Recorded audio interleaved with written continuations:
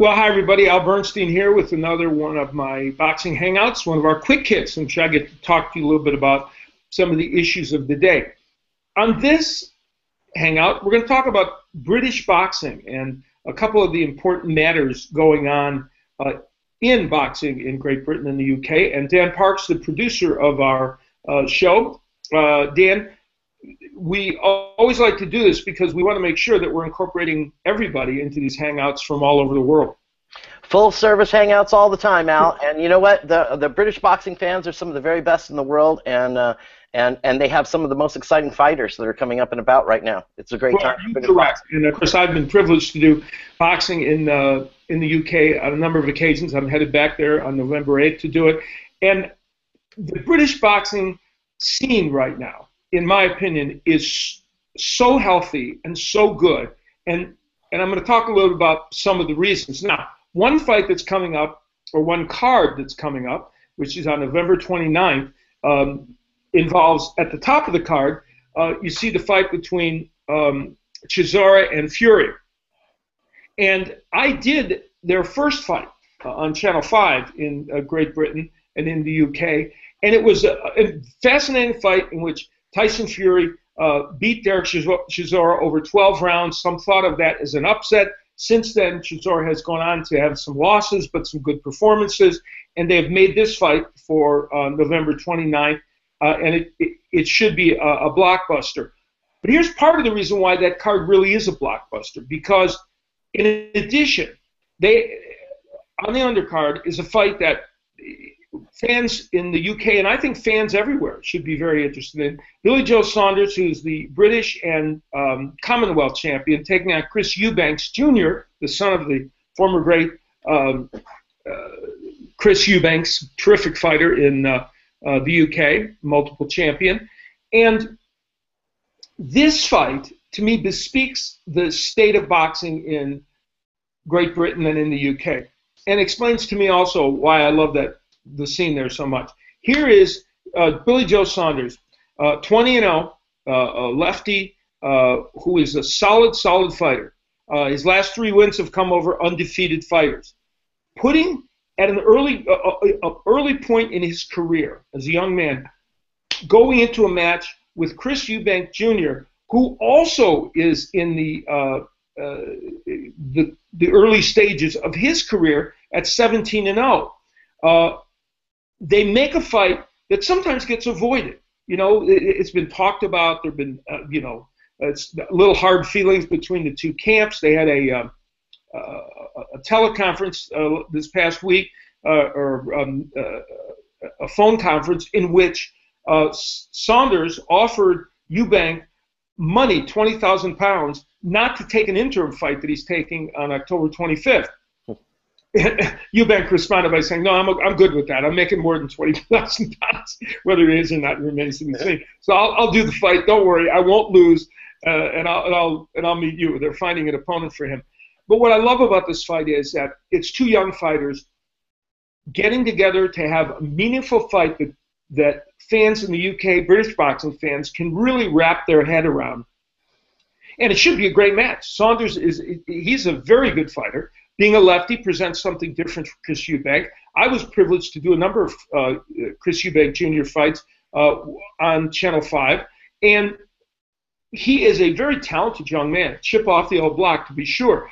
He's still defining his style, I think, a bit, and I think he wants to be a puncher and a little bit more of a brawler than he probably should be. He's a very skilled boxer.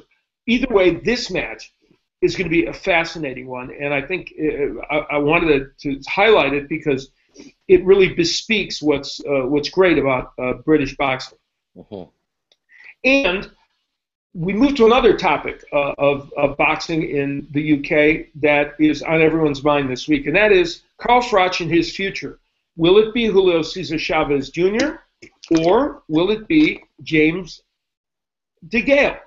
Well, Froch has kind of made it clear this week that he's not interested in fighting James DeGale right now, who is promoted, of course, by the same promoter as he has Eddie Hearn.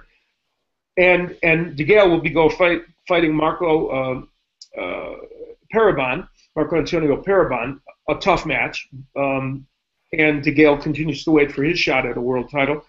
But Froch said, look, I want the Chavez fight. If I can't get the Chavez fight, I may retire. And, you know, sometimes you say, oh, those are idle words. Well, let's look at the facts. Froch is 37 years old, and in his last 11 fights since 2010, he has fought 8 former or past world champions. He's won 9 of those 11 fights. 3 of the fighters he faced were undefeated, and he gave them their first loss. He's fought Andre Ward, Arthur Abraham, Mikhail Kessler twice, Glenn Johnson, Andre Durrell, Arthur Abraham, Jean Pascal, and Jermaine Taylor, back when Jermaine Taylor was a much better fighter. Yep. I would argue that, in fact, I don't even think there's a question. I don't think anybody could possibly rebut this. That Carl Froch has fought the toughest schedule of anybody in the last 5 years in boxing. Dan Parks, my producer, you're shaking your head. Yes, there's no way that anyone could have fought tougher opposition here. No, the man has he's went all the way up to the. He hasn't ducked anybody. He's went and took on all challengers, and you know, I have to be honest with you. I would much rather see him fight that Cesar Chavez fight than and I love James DeGale. I think he's me too. Fighter. I don't necessarily like that matchup as much as I would love to see the Chavez fight. Well, the thing about that is the Chavez fight has all this international intrigue. It would involve Froch coming to America in all likelihood, and it would be a war. It would be an absolute war because Chavez has a great offensive arsenal, and Froch will be there to fight him. The issue with that, of course, is that Julio Cesar Chavez is embroiled with Bob Arum in a big controversy, and he's been out of action, and nobody seems to know how to get him back in the ring. I think if Carl Froch does decide to retire, and it's completely up to him because he's still been effective. He beat George Groves in their rematch and did so in convincing fashion. He certainly can keep fighting, but at 37, it's not the craziest decision in my mind at all to retire with all those glittering wins behind him. The only 168-pounder around right now that you know is probably better than Carl Froch is Andre Ward. And that's not saying anything too bad. And of course, Andre unfortunately has not been fighting lately. So I think it's a 50-50 proposition because I'm not sure he can get the Chavez Jr. fight. And if there aren't other fights that he thinks he can get that interest him, I think we may see Carl Froch go. And I'm going to end this quick hit with a bold statement that I'm sure some people will get very annoyed at me for saying, but some may support. If Carl Froch retires tomorrow, the very next moment that he will be eligible, he should be in the International Boxing Hall of Fame. Yep. Totally agree with that. The schedule he's fought, what he did for British boxing during this period, and to me, there's just it's quite apparent, and everyone has their boxing is so subjective, and people root for people and all the rest.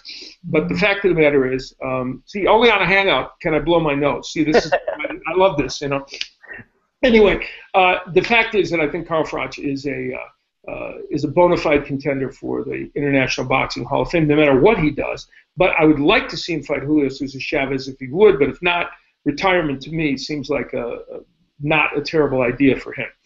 Anyway, that's our quick hits on British boxing. I will be in Great Britain, in England, to do the Maxine Nutrition light heavyweight title match in the tournament that they had. Bob Agisafe and Travis Dickinson will be fighting, which should be a very exciting match, and I believe the Commonwealth title will also be on the line for that fight. And I'm looking forward to getting back to the UK and doing that and visiting with all of the great fans in Great Britain. So thanks for watching our quick hits. We'll be back at you again soon.